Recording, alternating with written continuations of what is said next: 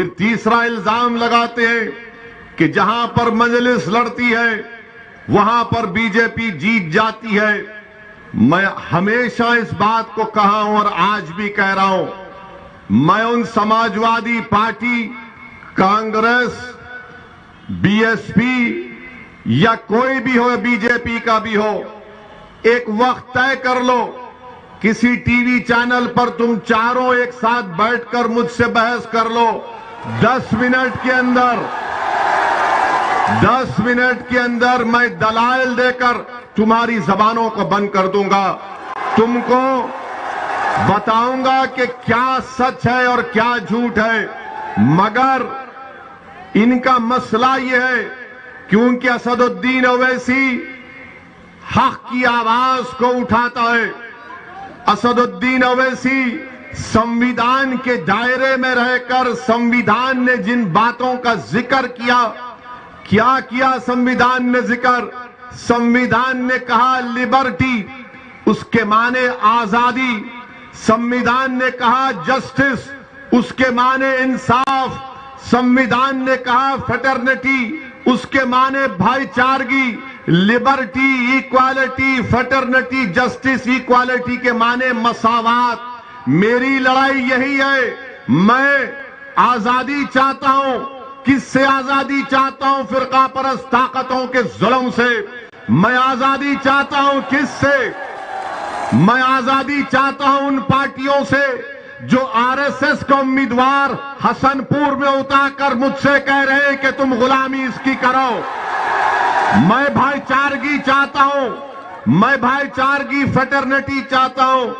کیا چاہتا ہوں؟ اسی لیے ہم نے بھاگیداری پریورتن مورچہ کو بنایا۔ میں جب انصاف کی، جسٹس کی بات کرتا ہوں تو میرا ماننا یہ ہے کہ اتر پردیش کے ہر میدان میں مجھ سے انصاف کیا جانا چاہیے۔ شکشا میں، ٹھیکیداری میں، پولیس کی بھرتی میں یہ انصاف کی ہم بات کرتے ہیں۔ ایکوالٹی کی جب بات، مساوات کی بات جب ہم کرتے ہیں تو ہمارا ماننا یہ ہے کہ جب تمہارے منچ پر سب لوگ بیٹھ سکتے ہیں تو پھر میں کیوں تمہارے ساتھ نہیں کھڑا ہو سکتا؟ مساوات کے معنی، مساوات یا برابری کے معنی یہ نہیں ہے کہ تم دری بچھاتے رہو، غلامی کرتے رہو اور ان کے سامنے سر جھکاؤ۔ یہی بات ان کو پسند نہیں آتی کہ اویسی، ان کو جو بات پسند نہیں آتی وہ یہ ہے کہ اویسی ہماری ہاں میں ہاں نہیں ملاتا۔ نہیں ملاؤں گا، نہیں ملاؤں گا۔ جو بی جے پی غلط کام کرے گی تو اس کے خلاف آواز اٹھاؤں گا۔ اگر اس ملک کو، جس کو ہمارے علماء کرام نے اپنے خون سے آزاد کیا، اس ملک کو سن 57 کی جنگ آزادی میں ہمارے علماء کرام نے جہاد کا فتویٰ انگریزوں کے خلاف دیا۔